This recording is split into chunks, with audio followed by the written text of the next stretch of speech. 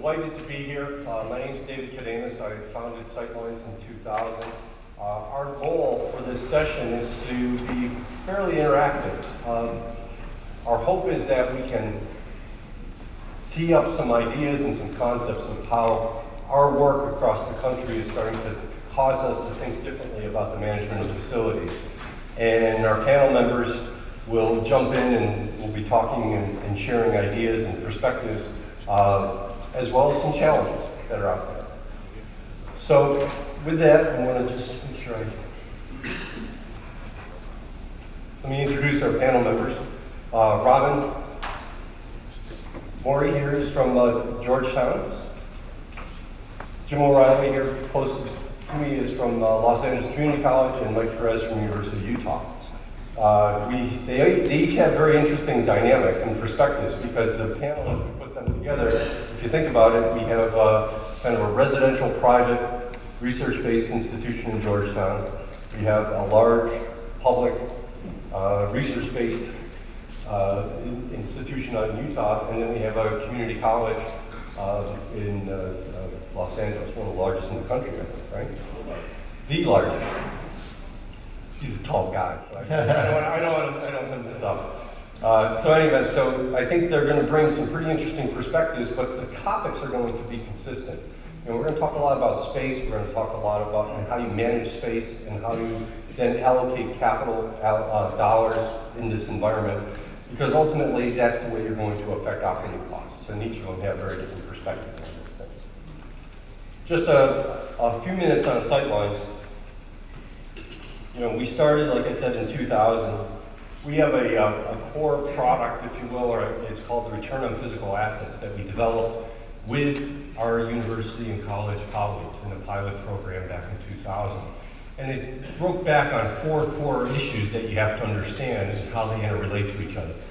How much are you spending to steward your buildings or keep them in good condition? If you're not stewarding them, you're creating backlogs of repairs and modernization, so you have to understand the size of that backlog and its relative urgency. How well your operations are performing, and are they delivering effective services? And obviously, if you're not maintaining your buildings or you're not picking the right capital, most times your operating costs tend to be out of whack. And then ultimately, the fourth metric is the service metric, where we have to say, you know, how are the customers and how are our constituents on campuses really feeling about the services delivered? It occurred to us as we worked with presidents and CFOs as well as facility folks that ultimately this is just like managing a financial portfolio. So much like financial advisors look at balance and risk and come up with investment strategies to hit long-term goals, those 4 factors have to be in some degree of balance, and those risks have to be managed in order for an organization and campus to optimize the resources they have. So we build a business around that, just those dynamics. And just to give you some perspective, we're around 450 campuses. Our database is well over 40,000 buildings. Everything's individually collected. We go to every campus, and we learned that very young. If you don't go to the campus and you don't look at it and you don't collect the data and you don't validate it, it's very difficult to make sure that it's comparable. And so the credibility in our database is really where it helps. And so we take people through a discovery process, and ultimately you can actually see how you compare to others and potentially share best practices across your institutions.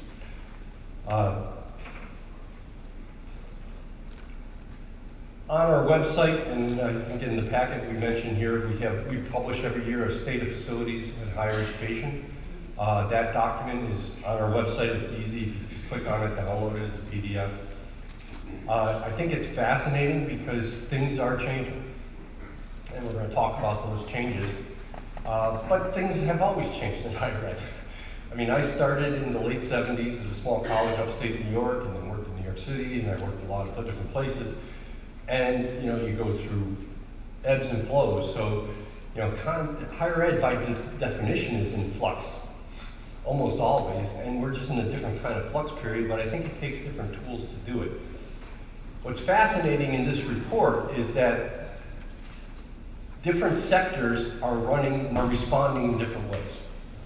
We're seeing, in particular, the large research universities continuing to grow in population, continuing to add space, continuing to, and actually increase their density, increase the space and utilization. The comprehensive institutions, which tend to be more of the professional as well as commuters, relatively lower level of students living on campus, they're in a little bit different trend. They're in the middle. We're seeing their space has grown, but their populations have leveled off. And in the small campuses, we're seeing where their populations have actually dropped. But yet they have their space in the pipeline, so they're continuing to grow. So their utilization rates are changing in a different way. And basically, it's a financial problem. And we'll talk about that because ultimately, it's not a technical problem. And it's heresy telling you guys this in this room. But you're all bright enough and you'll have great staffs, you can get the technical answers to solve the problem.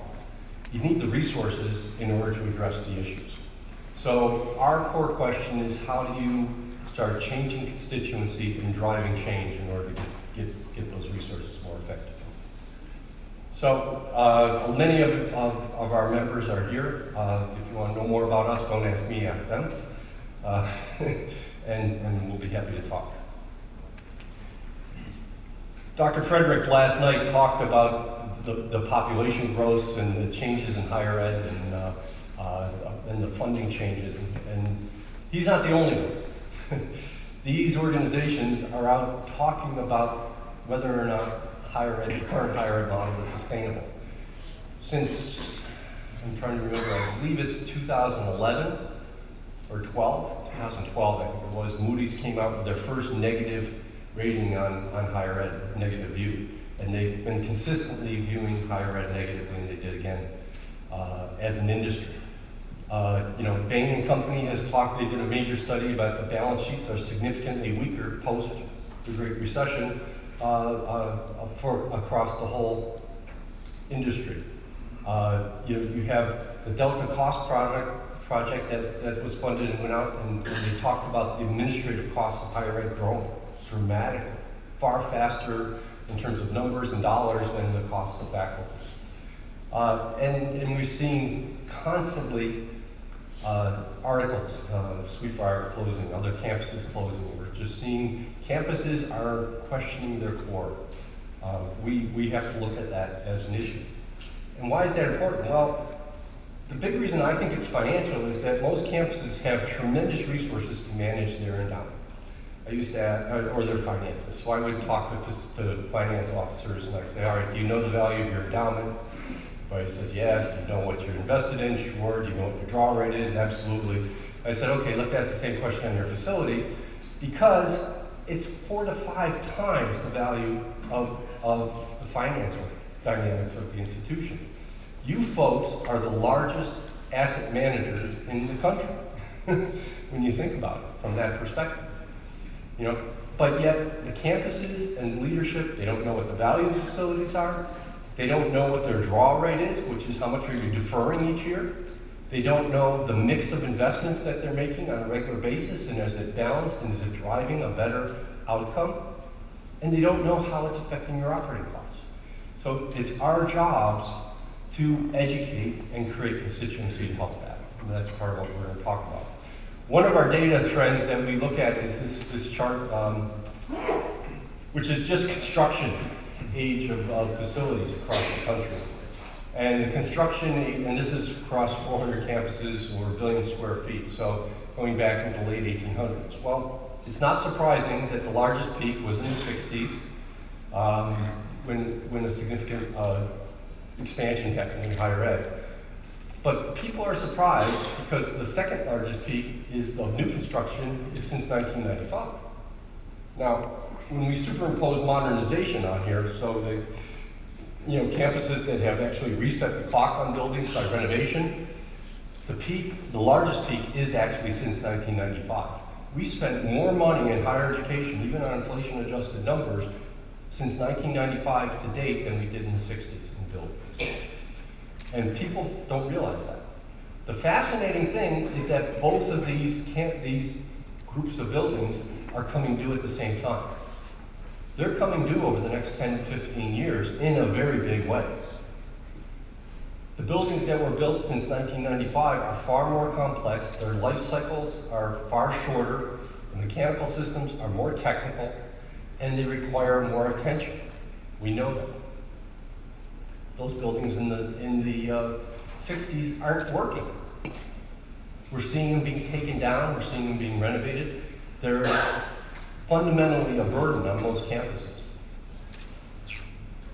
How are we going to allocate capital to those two issues simultaneously that are competing also for the dollars that we heard last night that are just not there? And as a result, because the dollars aren't there, the backlogs are growing across the country. And they're growing at different paces in different sectors, but the bottom line is they're big. For years, we've been telling everybody, and most of the professional organizations and the strategy, and I've been part of that, is we got to tell people how big this problem is. We've made the problem bigger and bigger. I don't think that's the right way to go anymore. I think we got to start talking about what's the risk profile of this backlog, because there's not enough money to fix everything. So it's not about what we repair, it's about what we choose to defer. And I think we need to really drive ourselves in a different way. So when you look at the dynamics, kind of summarizing what we saw last night with a couple of added little bullets, number of students coming up, traditional students are changing and dropping, but the non-traditional students and different types of populations are showing up on our doorsteps. And it's changing the dynamics of how we run our campuses. Second, the resources from states and private organizations are just not nearly as high as they were in the past. Campuses are becoming increasingly more dependent on tuition, as we saw last night.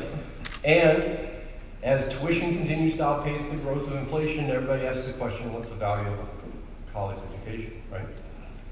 I mean, I know I have a bunch of kids, and one of them just graduated a couple of years ago from Syracuse University, and I was talking with the guys, some of the golf buddies, and we're shooting the stuff, and we're sitting there and we're saying, well, when we went to college, we would spend maybe $10,000 or $12,000 a year to go to college and get out and get a job for $18,000, $20,000 bucks. Well, my kids spend $45,000 a year to go to college, and he graduated for a job that got $35,000 was his first paycheck.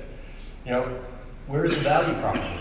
That's part of the question that people are raising, and it's driving presidents, boards to say we can't raise costs. Well, when they don't raise costs, they're going to push that back on us. We are the largest asset on most campuses. So as a result, at the same time, we got to add that fourth bullet, which is buildings are continuing to age. And we all know when things get older, things tend to break. So we need to be focused on it. So a lot of folks say we got to play the hand we're dealt. And, all right, how we got to do more with less? How do we got to save money? How are we going to be more efficient? Blah, blah, blah, blah, blah, blah, blah. I think that is wrong. We're not playing blackjack.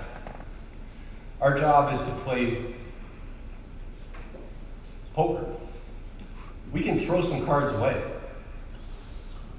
And when we throw the cards away, the key question is, how are we using our data and our information to choose the right cards to lead? And then draw and change our hand. So changing that conversation is important, because that means we have to talk with our presidents and our provosts and our deans and our board members and our financial officers in order to get them on board that, yes, we can change our hand. And the way we're going to do it is we're going to have to deal with this use of space.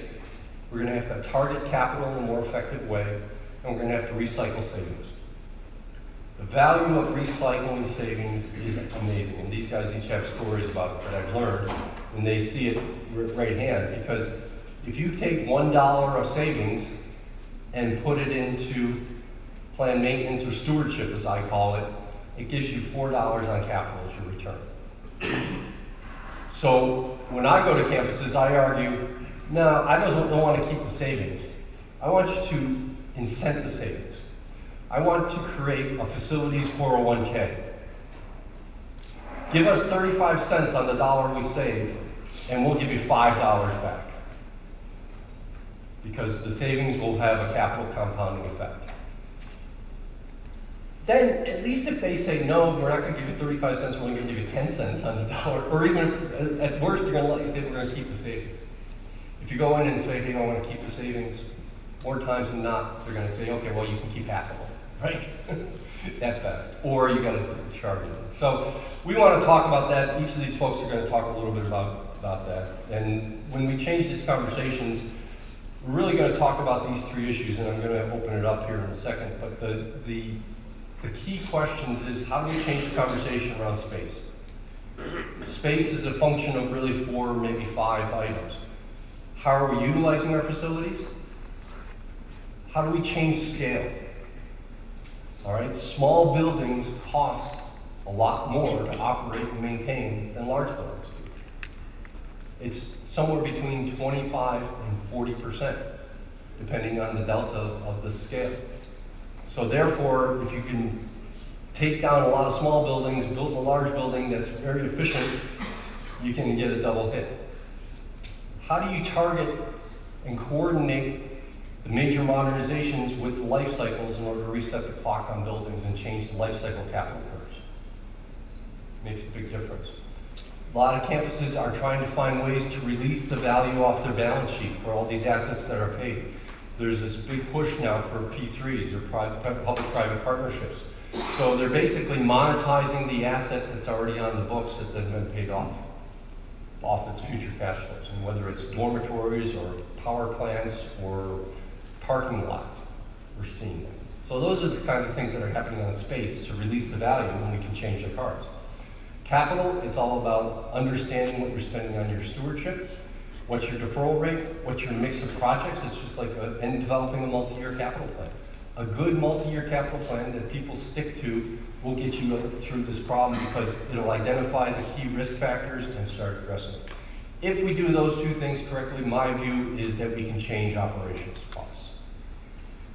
If we don't, and we just continue to move on the issues of space and capital kind of in the historical fashion, operating costs will actually increase, we'll probably exceed our budgets, energy will go up, and we'll have more and more problems. So I want to turn over to these guys, but let them just make some comments about some of the issues that are keeping them up at night and the way they think about space, capital, and operation. Jim, you were just talking about some space issues, right? Yeah, it was. Is the mic working okay? Anybody? Yeah. Great. Some of the space and capital issues, and I'd have a bit of a different situation maybe than some folks right now. I'm in the midst of completing a $6.2 billion bond that addresses some of the issues that we were facing years ago. And then in addition to that, we're also heating up the public and getting them ready probably for another $3 billion after that, and possibly 2016. Now, money cures a lot of ills, and it certainly has where I work. I'm in Los Angeles Community College District. We have 9 different colleges. So we educate approximately 250,000 different students a year, with really about 150,000 full-time. It's a little bit different than some of the institutions that I met with just here, in that our mission is a bit different. We take everybody, and we want everybody. We're there to give second chances. And we'll take you if you just got out of prison, or if you're waiting to try to get into UCLA and save a couple bucks before you get there. In order to do that, we need to allow those students to work in first-rate facilities. And the difference between some of the old, crusty, we have buildings and portable sitting around from the 50s, and the students going to school in the new classrooms is decidedly different. We have some metrics to prove that. This is something not uncommon. We saw this. Prior to doing this, I was at LAUSD, the United School District, K through 12. There we saw performance improvements, and we were really able to track them just looking at the facilities that we had built. There we had students on buses 2 hours a day. In some cases, there were not neighborhood schools, etc. We rectified many of that by building 140 new facilities, about 400 modernizations. So they're big programs, about 20 billion. What that did was allow us to see those test scores get pushed up. And we're still suffering a little bit where I am with people coming in not prepared for college. So we have to actually go back and as a community college be teaching 10th, 11th, 12th grade classes. And that doesn't help a lot of people go forward. Now with respect to balancing some of the capital with the space, we have, and I desperately try to tear down everything in sight that is not historically significant. Now many of these people have, every building on their campus is going to be historically significant. And that's not the case where I am. Many of these are 50, 60-year-old stick frame buildings. They're energy hogs, they're in horrible shape. It costs a lot of money to maintain, the systems are antiquated, and it's just a poor place to try to learn. Take them down. At first, they were initially, prior to arriving on the program, I think they thought they could save $100 a square foot by modernizing these old ratty traps. We've taken them down, and we continue to build and build and build. Another important part, you talked a little bit about space allocation, and this is where I have to get into other people's knickers in some cases. They don't really enjoy it so much, but we talk about the history department needs a history building, darn it, and that's all that's going to be taught in that particular building. So they've got 100 or 200,000 square feet of history building. But what I have to convince them of is during the summer classes, when only a quarter of the building may be utilized, that let's put it in history classes and sociology classes and a few other into one building, and we will then put the other buildings on hold. And we save a tremendous amount of money doing things that way. And as I said, space utilization was always the job of the individual department. So that's a change. And the $6 billion, I'm sorry. No. So I want to create a juxtaposition here because I want to go to Robin from Georgetown because I think you're dealing with the same problem, but boy, in a totally different political dynamic of the institution, I would say. Sure, I think that's right. If you look at Georgetown, I think what keeps me up at night is what our keynote speaker last night was talking about, is the cost of an education and how that plays forward relative to facilities. And if you think about the way that at least Georgetown is structured, we are space constrained in terms of just real estate. So it's very difficult for us to tear down and build new. We don't have areas for swing space. That's always a challenge. And then the key areas, obviously, the conditions of facilities, that's an issue. How do you go in and surgically renovate those? How do you change the culture, as James was saying, about when you just really think about the space utilization? You know, we're booked tight from 10 in the morning till 2 in the afternoon. Okay, so we've got to change that culture and start spreading that out, even at an institution like Georgetown. If I think about the capital program, we are trying to develop 7, categories of prioritization. And I think if you look at the risk management piece, that's probably the one that has to move forward. In terms of educating our broader constituent, we have a series of what we call planning sessions that we cross-institutionally are trying to educate everybody in the same way. And we have a very active student body who, in a way that's actually helping us right now, are signing petitions that we don't want to build new facilities until you renovate what you got. And that's helping in an odd way, yet it's causing us some pain in the near term. I think one of the large issues we have as well is the unfunded mandates. And if you've ever been to Georgetown, we have a national park to our west, active neighborhoods, which the district gives significant weight in terms of what they think and how we can build, to our north and our east, and we have a river to the south. Almost anything we do and build, the community has a say. I think I saw American University here today. I think they experience the same issues, the way the district drives us, and those are effectively unfunded mandates. You pack all that in with the last piece, I would say, is you think about the cost of education, and Georgetown, $60,000 a year, it's not sustainable moving forward. However, Georgetown is also full needs blind, so really the discount rate is about $40,000, which effectively means we've got 2/3 full payers and 1/3 no payers.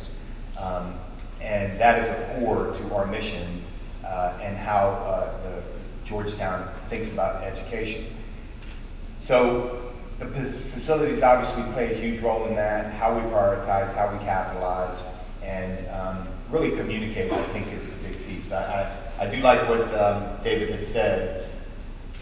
You gotta deal with what you have, and the idea that you're gonna flood your board with data or the academics with data and say, see, we really need to do this, it's just not gonna work. The money is not there.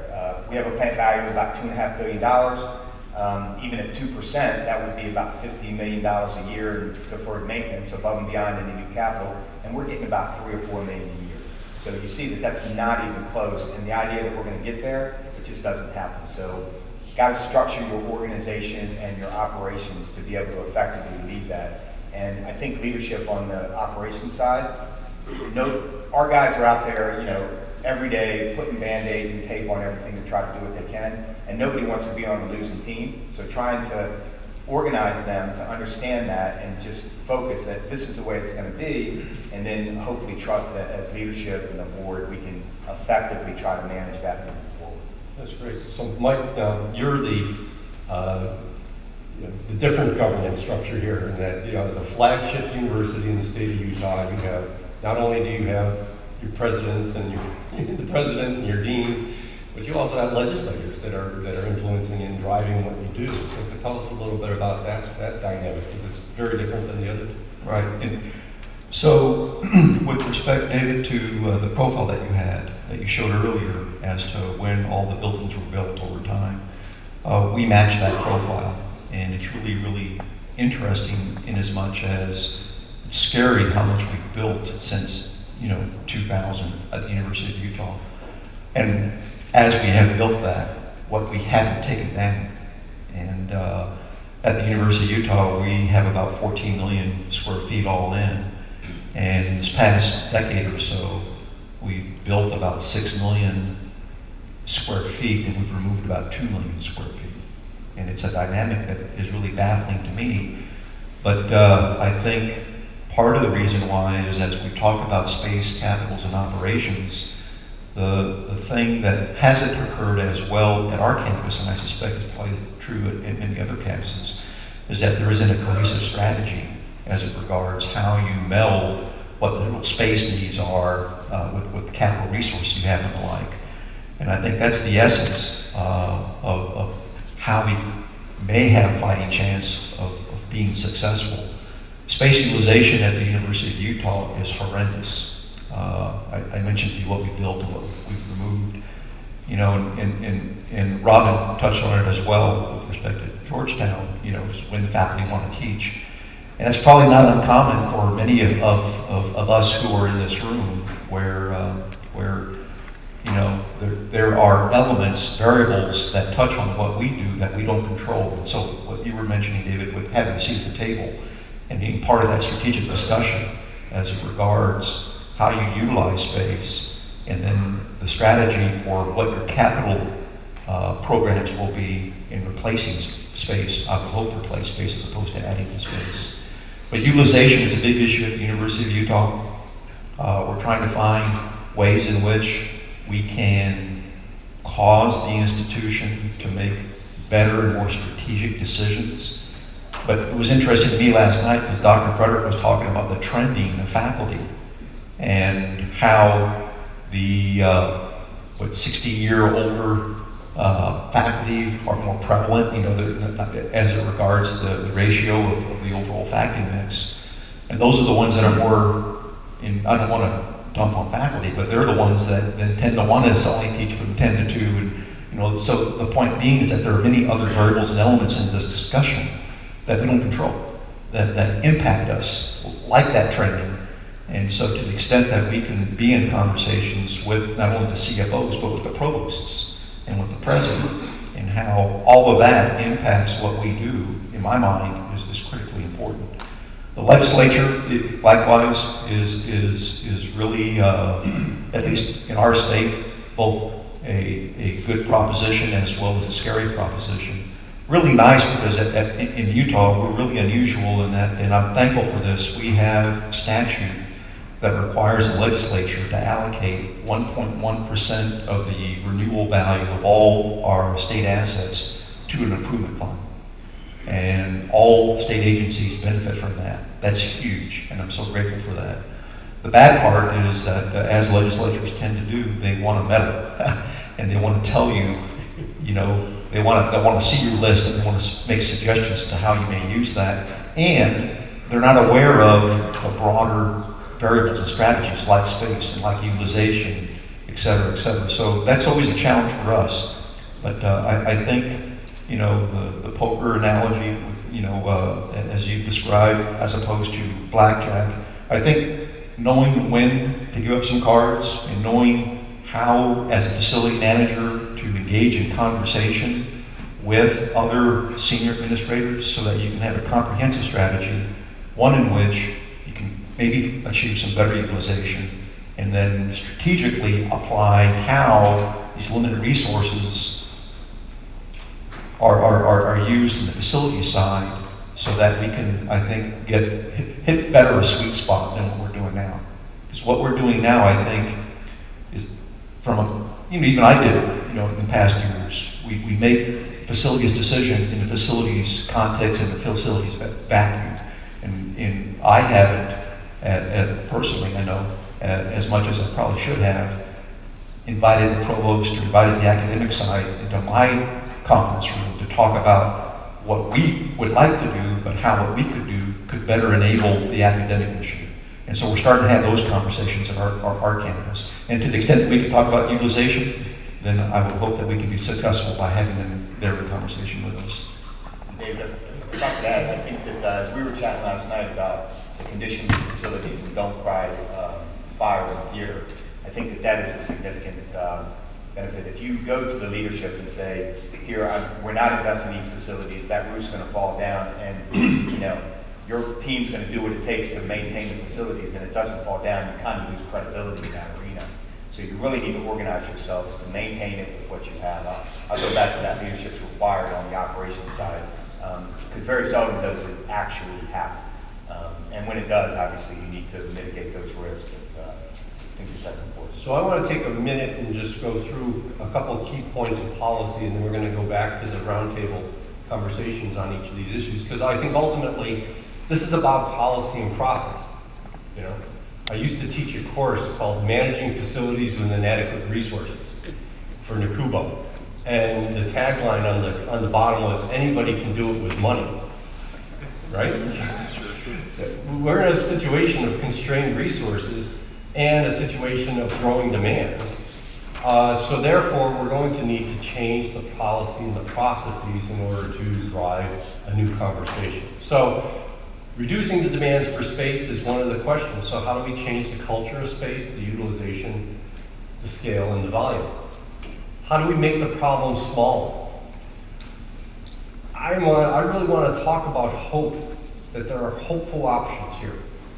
Instead of talking that we have $1 billion backlog on our campus, let's talk about we have one campus that had a $1.6 billion backlog, $1.3 billion the outside company came in and said needed to be done within 5 years. When we went through it, it was down to under $100 million of true high priority risk kinds of issues, whether risk from program or risk from system failures, those kind of things are safety problems. So, there's a lot of stuff that needs to be done, but the question is, how much of that is of what priority and how can we communicate that effectively? So we have to break the problem down into smaller components, and I think aligning to campus missions. So whether it's the research mission or the residential mission or whatever it may be, we call those building portfolios. Make the campus smaller and start driving it down.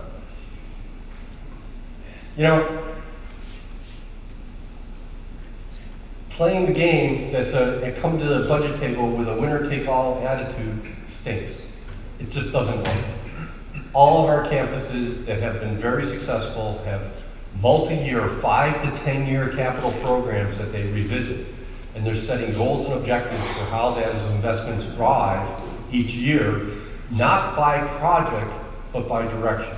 we want to spend so much on reliability issues in our housing, or we want to do so much program improvement in our academic buildings.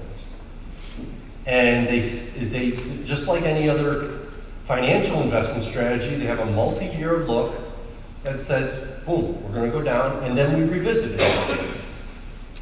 Well, that changes the whole attitude of both the campus and the facilities folks, I believe. In that people start thinking about things, all right, I'm not going to have to put up the Washington Monument, right? Because now I got that money next year. Or I can rely that that money is going to show up in 2 years from now. So ultimately, we're going to be in a much better situation when you have some vision to the future, because we all know you can have a life cycle on a roof that's 25 years old, and you think that 25 years and a day, that roof needs to be replaced? I mean, you may have to replace that roof at 15, that roof may go to 40. You know, it depends on so many other things. I mean, the elasticity of facilities is huge, and I think that works against facility managers at the funding table. How do we mitigate risk? You have to prioritize your projects, and you have to break them into what I would call the risk categories. And I think the risk categories are 3: reliability, safety, and program. Okay? And if you think about your projects and how they affect those 3 dynamics, the core, then, you know, I mean, let's face it, there's tons of asset preservation. I mean, how many campuses, everybody, show of hands, how many campuses have buildings that have windows in it that are at least 50 years old? You know, I mean, and they all need to be replaced, but who cares, right? The risers, the plumbing risers, right? The heating risers, they probably should be replaced. They're 50, 60, 70 years old, but unless you do a gut rehab, you're not going to open up the walls and do those things, right? So we're going to be playing around those components of the buildings that can really drive change. So therefore, mitigating risk and coming up with a way to engage the conversation around risk, I think, is very important. And then finally, we got to increase funding. And as I said, it's that facility 401k.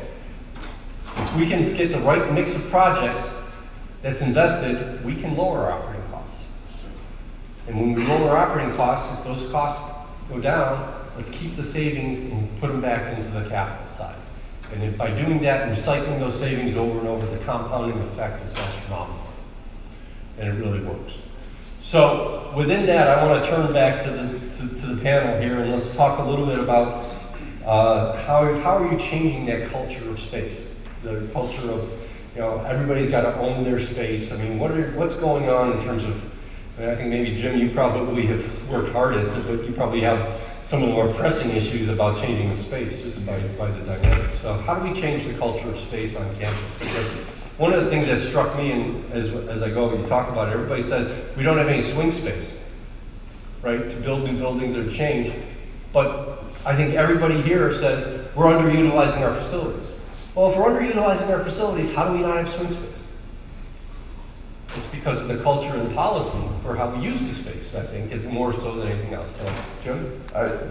Mine's probably a bit atypical because the way we achieved culture on this particular program, on this particular organization, was a lot of brute force and awkwardness, and I think I made more enemies than anything else. And I appreciate the collaboration that everybody speaks of, but this organization had a history of floundering, especially when it came to the facilities organization. They had not built anything until these bond measures had come around, so the buildings were 30, 40, 50 years old. The deferred maintenance budgets were out of control, etc. So when the board brought me in, we passed a lot of resolutions re-centralizing the authority associated with the facilities because the individual colleges were unable to accomplish the needs. So in order to do that, I was able to go out and start working with them. We're telling them, and once they saw the returns, we can't argue the numbers, correct? So if I take down your building, I say, well, it's going to cost you this much now to build a new building, but you're going to have operational savings at this amount of time. You're going to have a purpose-built space, etc., and move forward. It was a bit of a sell job, but it's also the board and the public had enough of this is the way we've always done it, so this is the way that we're going to do it in the future. So we talk about the people, well, I teach from 10 to 2, well, guess what, you don't any longer. Because we need these times, we need to service people at other points in time. So it was a real battle with, we're very union heavy in Los Angeles. So there was a lot of scraps and being accused of, trying to break down the shared governance. So it wasn't as smooth as it'd like to be, but unfortunately, in the situation I found myself, we had when I took over, there was a 7-day LA Times investigation into the program, which, as you know, was never fun. It was 2 years in the making, so it was an absolute mess. So not only were the taxpayers ready, but the board members were ready, and everybody else was ready for some change. So I took advantage of that, and then was able to push the culture and start changing the culture a little bit. And as you can imagine, So they saw the cliff finally. They saw the cliff, and they were going to go over, and I had them buy a piece of dental floss. And so that was it wasn't exactly how I would do it in a perfect situation, but it certainly was effective at the time. So now, at Utah and Georgetown, I think you're in the middle of master plans or master planning processes. So how do you start influencing some of these space policies in the master plan? Because ultimately, master plans historically have been about what new building you add. They don't talk about scale, they don't talk about resetting life cycles, they don't talk about utilization. I think at Georgetown, we kind of leveraged that planning process to start changing that culture. Talk about our community issues, so we're pulling that into the mix. And then I like the analogy awkward. I mean, you have these planning sessions where you talk about these needs, and the idea that our library is a bunch of books stacked and racked, when that's not the kind of space we need, yet they're still thinking about a major addition to the building. You got to start doing that. I just call it brute force. It's changing the culture day by day, and really getting the provost and the academic and a certain faculty senate teams on board with, yes, everybody's got their own institutional priorities, and you can layer that down into each academic department and sub-department and so forth. But you just got to say what the facts are, and just awkwardly be in front of them, answer those questions on a regular basis, inform the board of these things, and make that part of your master planning effort. I mean, we're not looking for this huge growth in terms of space, particularly when our undergraduate enrollment is not anticipated to change. So I think it's just transparently trying to break down those institutional barriers and have everybody think about it as a one Georgetown, if you will. And we're leveraging the master plan process to do exactly that. What do you like? The thing that is really interesting to me, and as I've been at the University of Utah, is the tenure, the lifespan of the president and of the various deans and that exist on campus. And it's probably not too much different from many of the folks here today from colleges and universities. And on average, Dr. Frederick mentioned this last night, it's about a 60-year cycle. And then many of them are measured on their success, right? So in many regards, a number of them are like businesses, but the shareholders who want immediate gratification, or I want to see ROI during my tenure, during my time, in whatever position they're in. And so I witnessed how, and then at the University of Utah, we have 15 major colleges or institutes, and there's always a dean search. I mean, there's constantly a dean search underway at any given point in time. And generally, when they come in, there's a new academic strategy. And invariably associated with this academic strategy, there's a facilities need or a new building. Part of the reason why, we have built 6 million and we've taken down 2 million. So what we've attempted to do with respect to the planning, and I mentioned this a little bit ago, is to meet up and cozy up with the provost and with the senior vice president on the health sciences side and utilize data. Here are our facilities challenges and or where we have strengths. And let's look at what your academic strategies are. And we're asking a different question now. What do you need? What are the really critical programs within the portfolio of academic offerings within the University of Utah, and how can we help you be successful?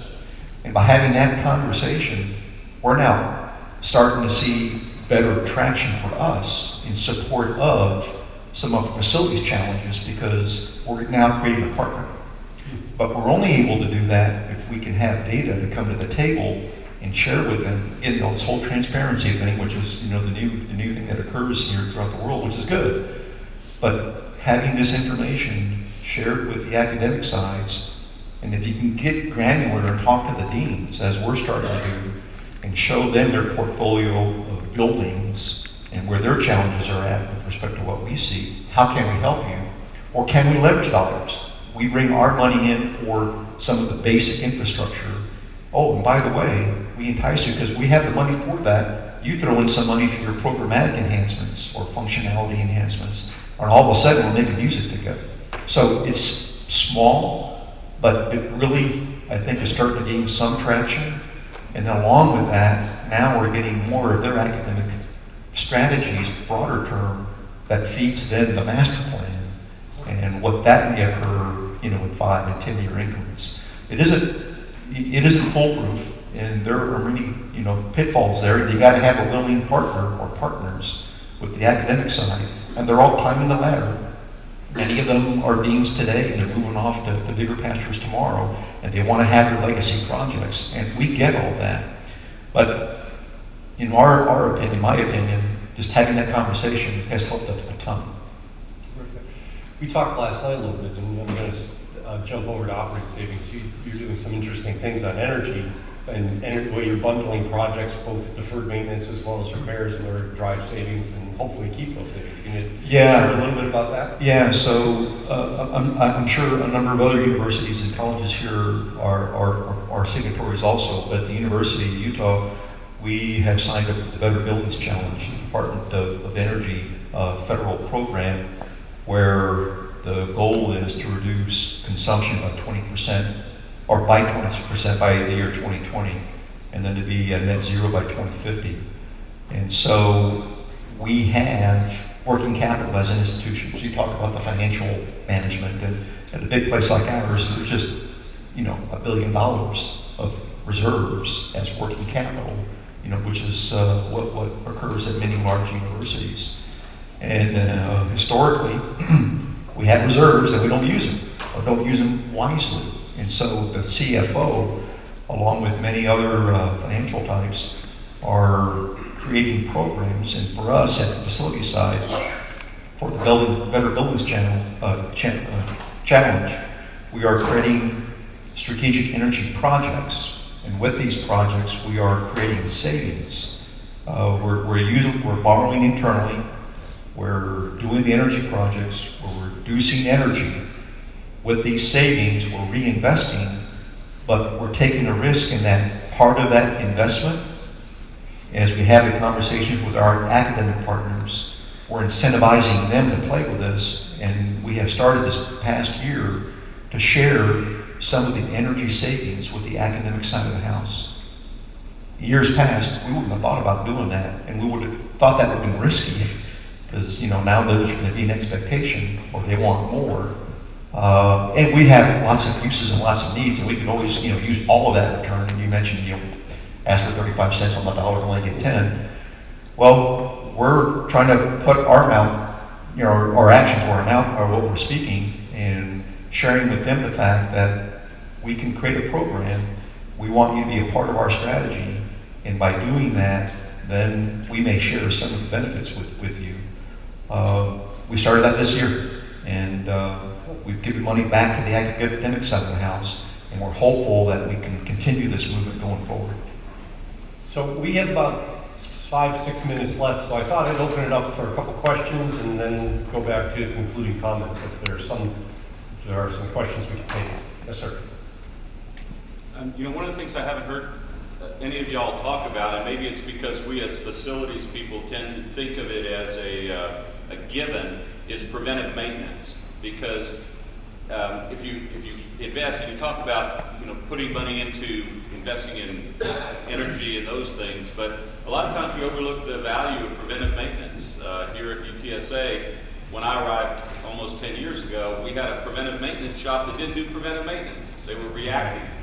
And we put a program in there to address that. Of course, the only reason to do it is to save money and have more reliable facilities. But I think that ought to be a part of the portfolio and a part of the discussion. I just thought I'd ask what y'all think about that. I couldn't agree with you more. I mean, when we talk about increasing funding, what I call, in our vernacular, stewardship is projects as well as planning and preventive maintenance. So we put all those kind of together. Those are all stewarding the buildings.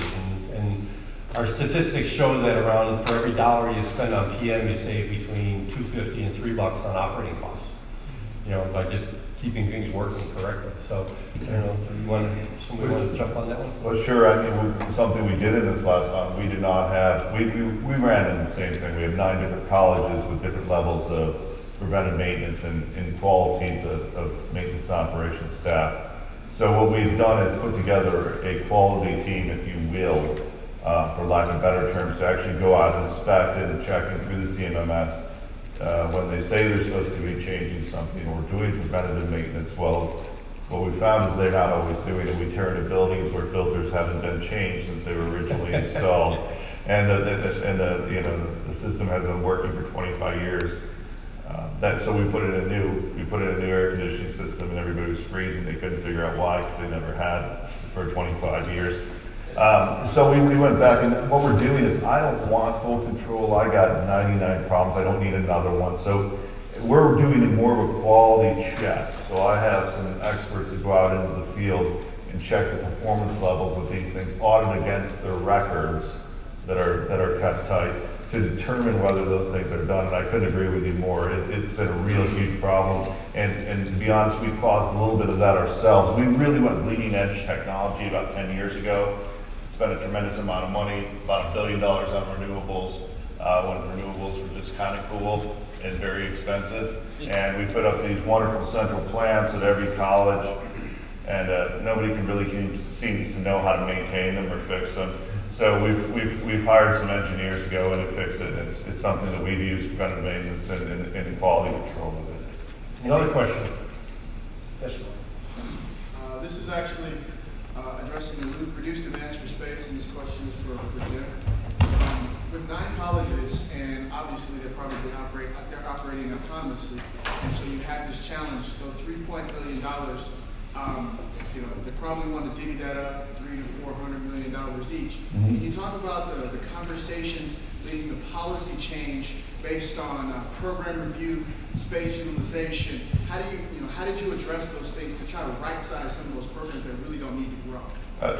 That's a great question, because I believe that the original divvying, if you will, was a major failure. There was $6.2 billion to divvy up initially. The chancellor at the time had decided to take the easy route and essentially divide 9 into 6.2. And that's how they did it. It wasn't not based on space. And this is part, we talked about changing the culture at this place. The culture in the past was that faculty, that sweet spot, the faculty had been there 25 years and they were the squeaky wheels. So they were the ones who got the projects done the first. They were the ones who always got funded, etc. Nobody adhered to the master or the academic master plan. It was all about the screaming, yelling, banging on the table. And that's something that behavior doesn't get you anywhere now. We go off of a scientific, or not scientific, an approach that leads to fulfilling the academic master plan along with the facilities master plan. And those squeaky wheel people freak out. They're at the board meeting calling for my head all the time, which is lovely. That means I'm doing my job. But because they're so used to getting that attention. So for this next bond that we talked about, probably another $3 billion bond, every dollar that we're going to spend is going to be accounted for. There's going to be a need, and it's going to be necessary.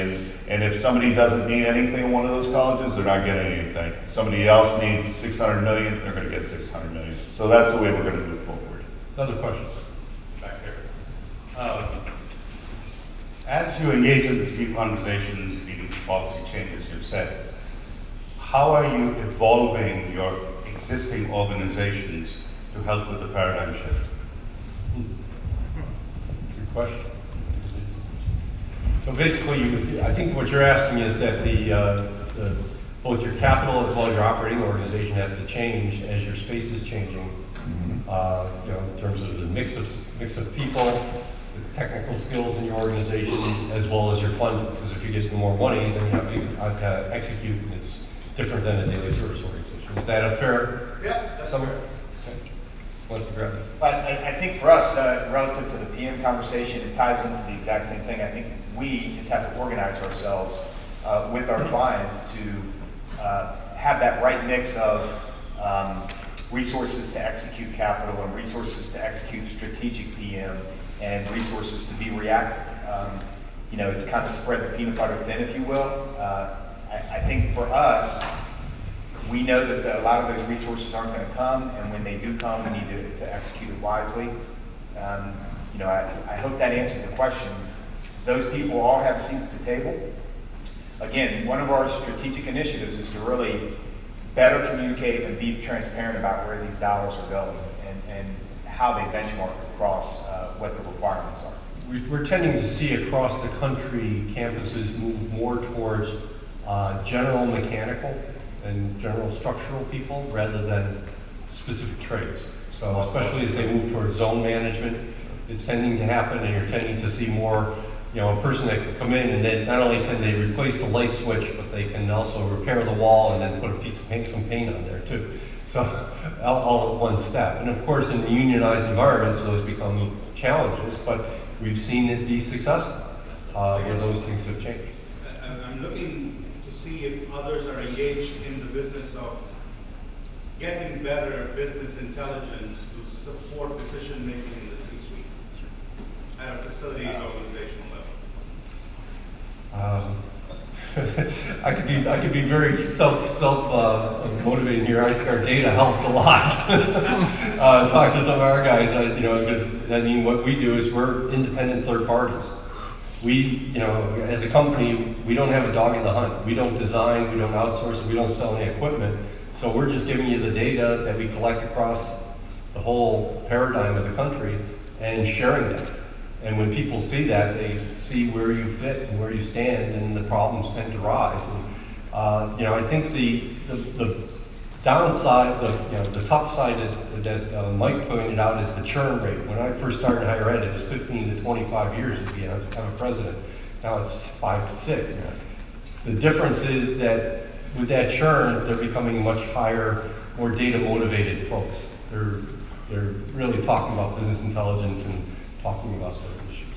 Okay, I think we're out of time. Unfortunately, we are out of time, but I want to thank you guys for an excellent kickoff to today. And the idea with this whole forum is, again, like I said last night, we've got a great group of people here. We're off the beaten path, so we can continue these conversations throughout the rest of the day with the other sessions and during the breaks and functions. So thank you guys very much. Thank you.